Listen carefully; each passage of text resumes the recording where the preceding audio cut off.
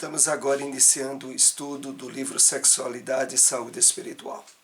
Hoje abordaremos a quarta parte do tema Disfunções Sexuais, que está no segundo capítulo dessa obra. Vamos para uma introdução comentando um texto de uma mensagem do Espírito Emmanuel, extraída do livro O Evangelho de João, comentado por Emmanuel, capítulo 14, versículo 27. Separamos esse trecho. A paz do mundo costuma ser preguiça rançosa. A paz do espírito é serviço renovador. Recorda assim o exemplo do benfeitor excelso. E não procure segurança íntima fora do dever corretamente cumprido, ainda mesmo que isso te custe o sacrifício supremo. Vamos aqui fazer algumas observações para aprofundarmos esses apontamentos trazidos por Emmanuel. Então, é muito importante sabermos diferenciar a paz do mundo e a paz do Cristo, tal como Jesus havia afirmado para seus discípulos: a minha paz vos dou, não vou-la dou como o mundo a dar.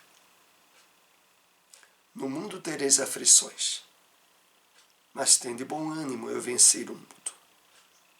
Então, a paz do Espírito, que Emmanuel aqui caracteriza, é serviço renovador, é essa paz do Cristo, que mesmo estando nós no mundo de provas e expiações, aonde dificuldades e problemas fazem parte do dia a dia, somos chamados a um exercício de paz que não dependa de fatores exteriores, que não esteja subordinada aos desequilíbrios de um mundo materialista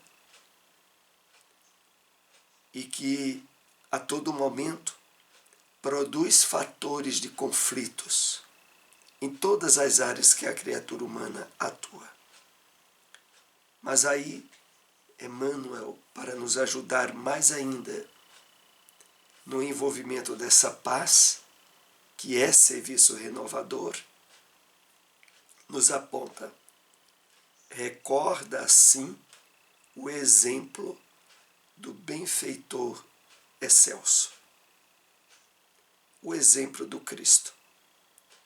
E não procure segurança íntima fora do dever corretamente cumprido.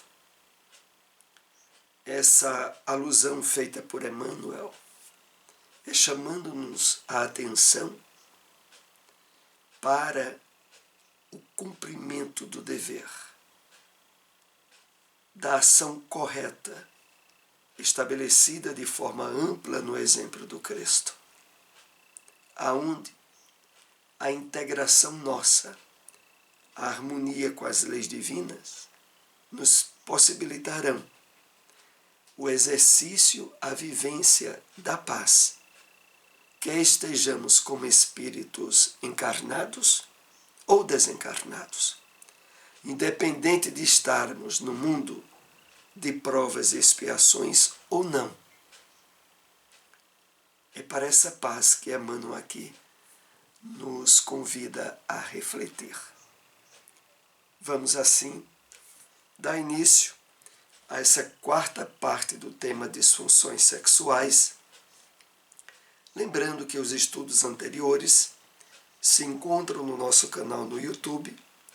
Você pode assistir, se inscrever gratuitamente e também ressaltar que o objetivo maior aqui é possibilitar, através do incentivo, a leitura de toda a obra.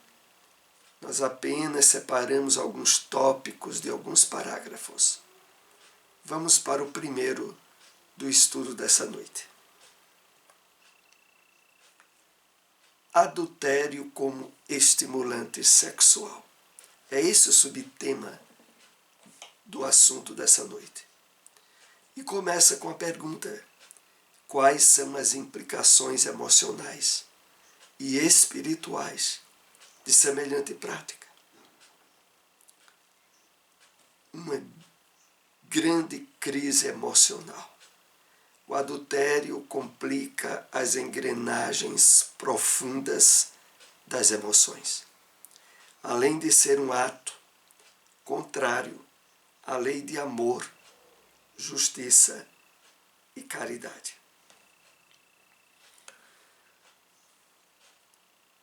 Esse tópico do capítulo que estamos analisando, do capítulo 2, inicia a chamada reflexão nesse tema do adultério pelo fato do estímulo da sociedade materialista em que vivemos na busca da satisfação de instintos e de necessidades físicas, corporais, sem o cuidado e a atenção devida às consequências dessas atitudes.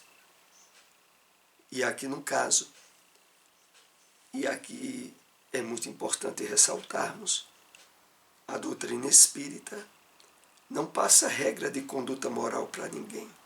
Não obstante, toda a sua área de revelação nova do Evangelho do Cristo é sedimentada no objetivo maior da transformação moral do homem. Afinal, reconhece-se o verdadeiro espírita pelo seu esforço de modificação, de transformação íntima, pelos esforços em domar suas más inclinações. E nesse âmbito, o comportamento e as atitudes nossas têm como base o equilíbrio, a harmonia com as leis divinas. E entre os 10 mandamentos, há aquele: não adulterarás. E a questão, como aqui é colocada, é que quando isso ocorre, gera-se uma crise emocional. E porque ele complica as engrenagens profundas das emoções. Nós iremos ver nesse estudo dessa noite até onde vai essas complicações. E também o fato em destaque é de que é um ato contrário à lei de amor, justiça e caridade. Então, independente de religião, a base das leis divinas, das leis espirituais que governam o planeta, é a lei do amor. E o adultério é profundamente contrário a essa lei. Aquele que pratica o adultério cria nos painéis de suas emoções todo um sentimento de insegurança.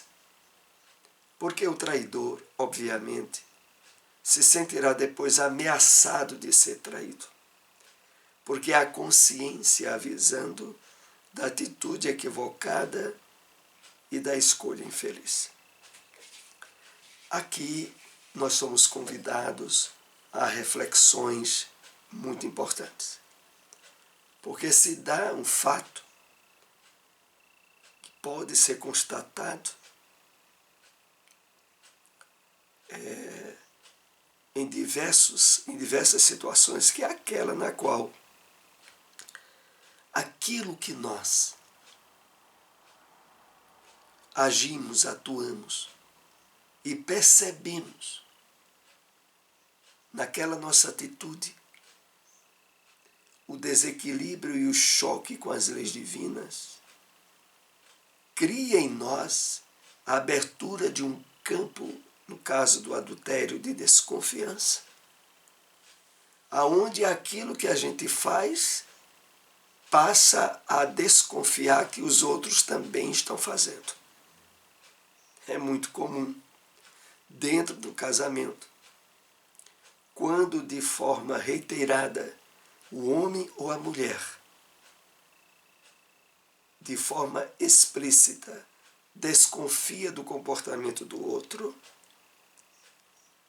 pode, na maioria das vezes, estar evidenciando os conflitos ou desequilíbrio daquele comportamento que possui nela mesma. Então, como o texto aqui diz, o homem que trai a mulher, por exemplo, mais cedo ou mais tarde fica desconfiado de que a esposa o está traindo também, sem dar-se conta de que o verdadeiro traidor é ele. Mas por ser uma atitude, um comportamento, aonde a presença do engano e da mentira estão inerentes, por consequência ele passa a desconfiar que é alvo desse comportamento do outro.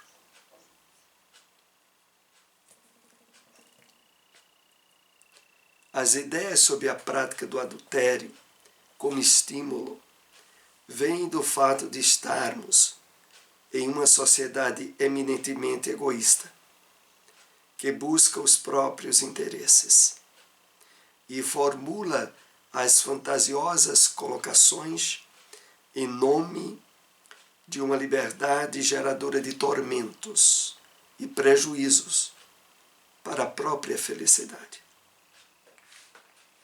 Então, o estímulo às ideias da prática do adultério, amplamente compartilhada na percepção materialista do mundo, na busca egoística de satisfação própria, desconsiderando compromissos e responsabilidades com outros,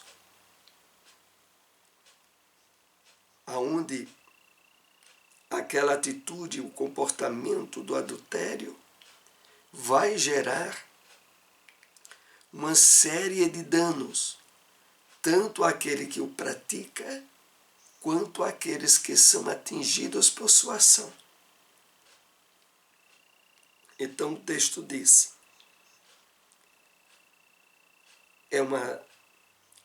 por estarmos numa sociedade eminentemente egoísta, que busca seus próprios interesses e formula as fantasiosas colocações. Fantasiosas porque, na verdade, a prática do adultério ela é profundamente infelicitadora, muito diferente daquilo que a sociedade materialista estimula através da sua vivência.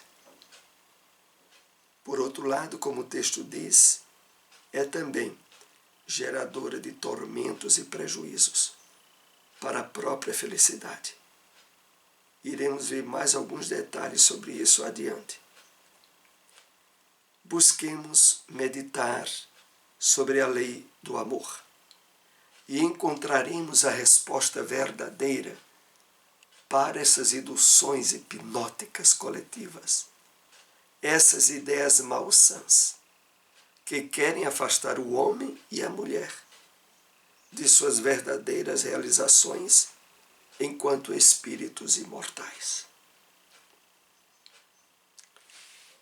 Realmente, toda ação e toda prática que o homem faz, que o leva a chocar-se com as leis divinas, vão de encontro à sua consciência de imortalidade. E, sobretudo, na ação relativa ao adultério.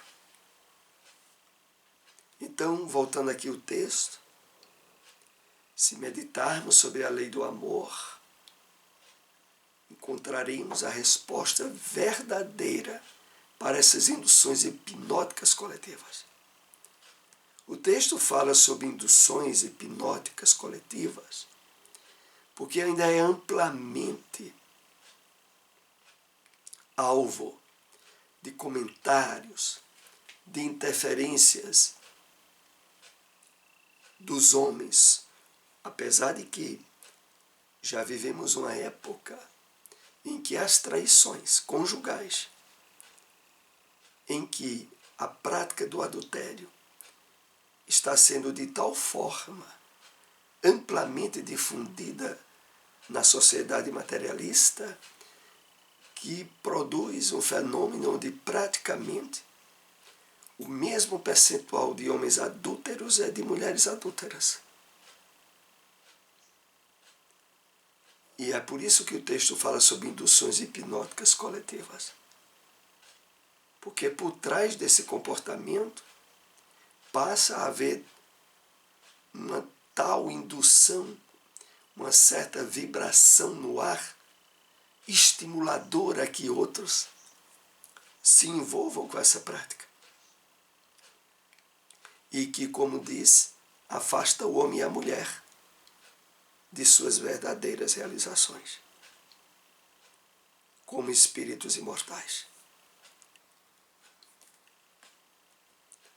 Pela lei de amor, não faríamos nada que não gostássemos que fizessem a nós. Então, por que, pela lei de justiça, agir ao contrário do que nós esperamos que agíssemos conosco? Aquele que trai faz mal a si mesmo e ao parceiro adúltero que está com ele ou ela, então gera um equívoco duplo. Então, não é apenas um prejuízo único e pessoal.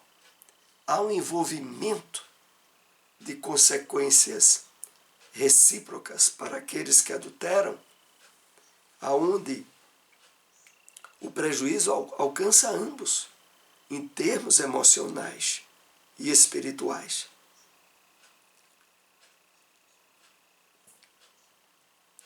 Porém, devemos considerar também os sentimentos da terceira pessoa em questão.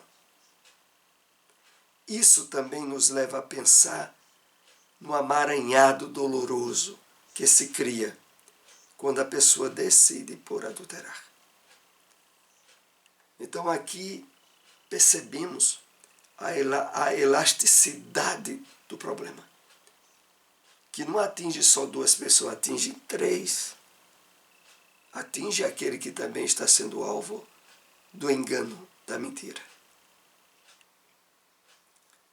E por isso podemos perceber o amaranhado, a quantidade de fatores, de pessoas envolvidas e que se prejudicam diante desse ato. E por isso que depois o espírito, em outras experiências afetivas, não consegue firmar uma relação sólida. Seu coração está tão obnubilado pelos sentimentos da própria traição que criou, que fez que intimamente não se sentisse capaz de constituir uma relação feliz. Então, são consequências infelizes para o presente e para o futuro, para outras encarnações, aonde os resquícios estabelecidos na desconfiança, em se perceber não merecedor de crédito, de confiança do parceiro ou da parceira, pelo fato de, em termos íntimos e de consciência, a pessoa se perceber que é um traidor, é um enganador, e que, portanto, não faz jus à confiança do outro.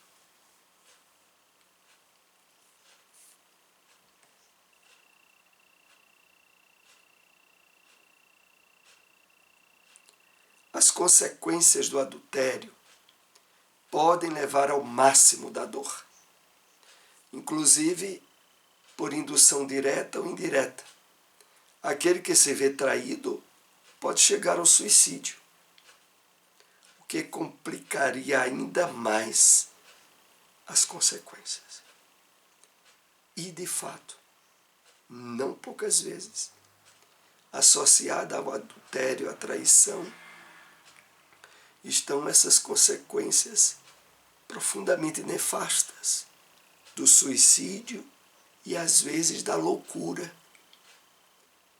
Há pessoas que sofrem tanto a repercussão afetiva, emocional, de ter sido traído ou traída, que enlouquece. Quantos crimes passionais relativos a traições não estão escritos na história da humanidade até os dias de hoje? Por isso a importância de nós, que estamos usufruindo do conhecimento do Evangelho do Cristo à luz da doutrina espírita, estarmos pautando nosso comportamento, nossos sentimentos e emoções em harmonia com a lei maior, que é a lei do amor, para evitarmos essas consequências tão nefastas provenientes do adultério. Inclusive aqui lembrando, já que falamos em suicídio, sempre bom lembrar do telefone 188 do CVV, do Centro de Valorização da Vida, para aqueles que, enfrentando momentos de depressão, de ansiedades intensas, de pensamentos suicidas, encontrar um canal no qual alguém vai ouvir, vai acolher e vai ajudar na superação do trauma que a pessoa pode estar vivenciando. Então é isso. As consequências do adultério, das traições, são muito graves. E pelo que nós aprendemos e que nos é dado pela revelação espírita, somos chamados a ter uma atitude comportamental bem diferenciada dessa cujos padrões o mundo materialista tem difundido e que apenas levam a maior campo de infelicidade e de sofrimento para a criatura humana. Pensemos nas consequências e na extensão disso, e verificaremos que grande parte dos sofrimentos nas relações humanas, entre homens e mulheres, vem das escolhas infelizes do adultério. Então, que possamos, face a amplitude de conhecimentos que a doutrina espírita nos dá, de uma vez por todas, superarmos quaisquer tendências ao desequilíbrio na área sexual, relativas ao adultério principalmente, pelo número de pessoas que acabam compartilhando, recebendo direta e indiretamente a carga de sofrimento cuja responsabilidade maior é a daquele que adulterou. Então aqui nós concluímos esse tópico do livro Sexualidade e Saúde Espiritual. Agradecemos àqueles que nos acompanharam. Se possível, compartilhem essas informações. Até o próximo estudo. Boa noite a todos.